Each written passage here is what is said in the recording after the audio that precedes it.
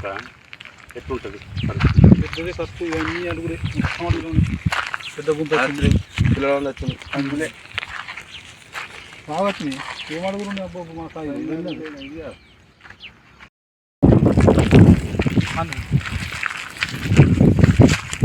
ఆకలి చూపి ఒక్క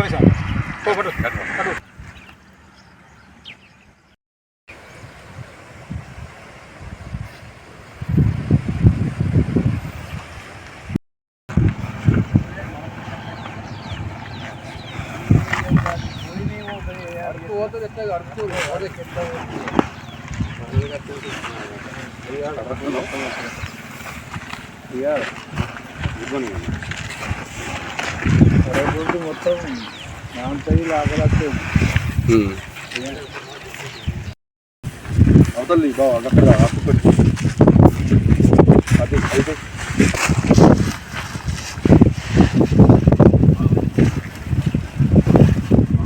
గంట మంచి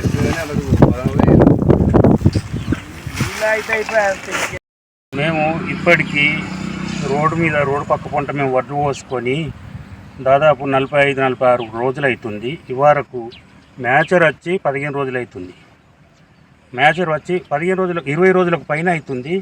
అప్పటి నుంచి ఎవరు వచ్చిన వాళ్ళు లేరు, చూసిన వాళ్ళు లేరు, ఇవి జోకిన వాళ్ళు లేరు.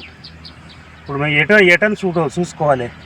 పైనుంచి వర్షం, ఇక్కడ నుంచి ఇది గోదలు పందులు వీరంగం సృష్టించినాయి.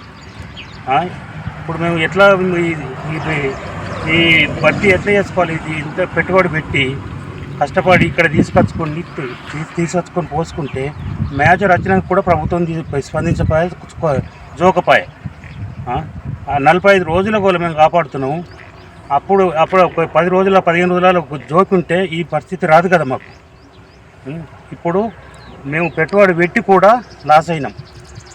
పందులకు వర్షానికి తడిచిపోయి లాగలు వస్తున్నాయి. పందులు మేసిపోయి అట్ల లాసు పొలం మీద అక్కడ రోగాలు వచ్చి అక్కడ లాసు. ఇది రైతు ఎట్లా ముందుకు వస్తాడు, ఎట్లా పైకి వస్తాడు, దేశానికి ఎట్లా సేవ చేసుకుంటాడు? ఇది గమనించాలి స్థానిక ప్రభుత్వము. ఇక్కడ ఏం జరుగుతుంది రైతులకు అన్నది వాళ్ళు స్పందించి ఆలోచించవలసిన అవసరం ఉంది. ఇప్పుడు రుద్రేం గ్రామంలో స్థానిక గవర్నమెంట్ తొందరగా స్పందించి ఇవి జోకకపోతే మేము ఎంఆర్ఓ ఆఫీస్ ముంగట మొత్తం పోసుకొని అక్కడ ధర్నా చేస్తాం. ఇక తర్వాత గవర్నమెంట్ ఏ నిర్ణయం తీసుకున్నామో సిద్ధంగా ఉన్నాం. కేంద్రంలోని తూర్పువాడ రైతులు ఇక్కడ ఈ ఏరియాలో వడ్లు ఆరవేయడం జరిగింది. గత 50 రోజుల నుండి వడ్లు ఆరబోస్తూనే ఉన్నారు. ప్రతిరోజు ఇక్కడికి రావడం జరుగుతుంది. ఒక దిక్కు వర్షం, మరో దిక్కు అడవి పందులు ధ్వంసం చేస్తుంటే రైతులు కన్నీరు మన్నీరు అవుతున్నారు. ఎందుకంటే ఇప్పుడు మళ్ళీ పెట్టుబడి పెట్టే దశకు వచ్చింది. వర్షాలు పడుతున్నాయి. మళ్ళీ చేనులలో పొలాలలో సాగు చేసుకోవాలంటే పెట్టుబడి కావాలి. అటు రైతు బంధు సరిగ్గా ఇవ్వకపోయే ఇటు నెక్స్ట్ ఈ అడ్డుస్తుత కొనుగోలు చేసినట్టయితే డబ్బులు వస్తుండే. ఈ ఎటుగాని పరిస్థితుల్లో రైతులు ఉన్నారు. మళ్ళీ ఋతుపవనాలు వచ్చినాయి. ఈ 2 రోజులలో భారీ వర్షం ఉందని ఒక దిక్కు సూచనలు చేస్తున్నారు. మరి ఈ రైతులను ఏం చేయమంటారు? ఈ అడ్డాన్ని తీసుకుపోయి ఎక్కడ పోసుడు? ఇటు వర్షాలు ఎక్కువ పడితే అడ్డు కొట్టకపోయి మొత్తం మొలకలు వచ్చినాయి. ఆ మొలక తీసుకుపోయి అరి వేసే విధంగా తయారైనాయి.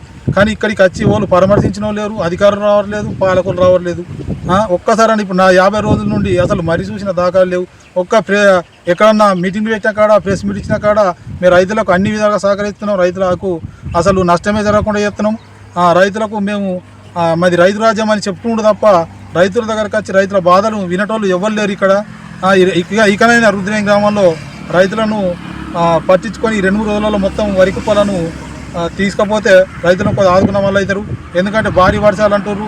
ఇప్పుడు రైతులు సుత ఆందోళన వ్యక్తం చేస్తారు. ఎందుకంటే రేపన్న ఎల్లుండన్నా ఎంఆర్ఓ ఆఫీస్ కాడికన్నా లేకపోతే కలెక్టర్ ఆఫీస్ కన్నా పోయి ఈ అడ్డును తీసుకుపోయి చక్కగా అక్కడనే పోసేద్దాం, మాకు ఇక డబ్బులు వద్దు, మళ్ళీ మేము ఇక వ్యవసాయం చేస్తామో చేయమో, ఇక వ్యవసాయం మీద విరక్తి చెందేటట్టు చేస్తుంది ప్రభుత్వం.